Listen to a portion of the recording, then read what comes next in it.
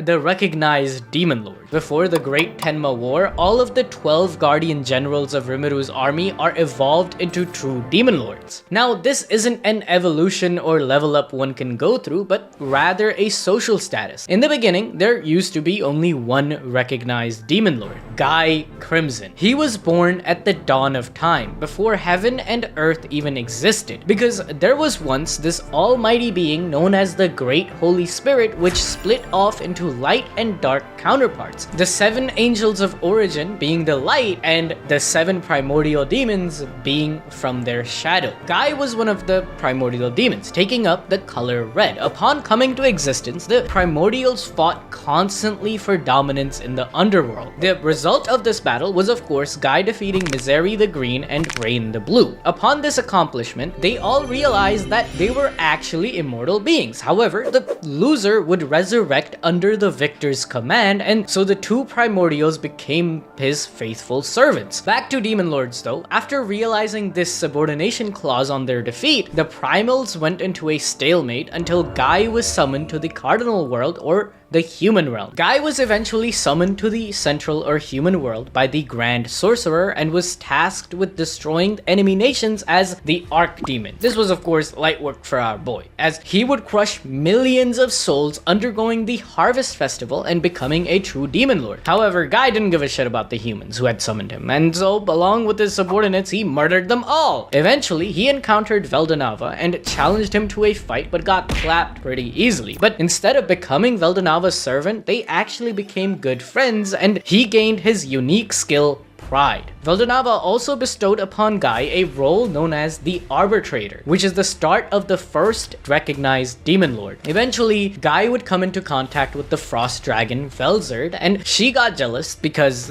he fought her brother, and the two battled endlessly until a draw. Just to give some context, this is happening tens of thousands of years ago, and Guy was already strong enough to equal the second strongest true dragon. Mind you, Velzerd for eons was one-tapping Veldora like it was nothing to teach her brother a lesson. After their endless battles, Guy's unique skill Pride then evolved into the ultimate skill Lucifer. But that wasn't the only prize Guy gained from Velzerd, because by challenging the creator himself, Guy's Riz levels were off the charts, and Velzerd wanted that Crimson Gyat. So from here on out, Velzerd decided to become his Pookie and stay by Guy's side in the frozen continent while bro destroyed entire countries to find balance in the world as his role of arbitrator demanded. Basically, Veldanava didn't want the cardinal world to be destroyed, but we all know humans, right? We love war, and a lot of the times fuck shit up by just fighting each other. So Guy, as the arbitrator, became the demon lord whom humanity would see as the only villain. Then, from time to time, he would kill a few million to make sure the population didn't grow complacent. Even though Guy is the strongest of the demon lords,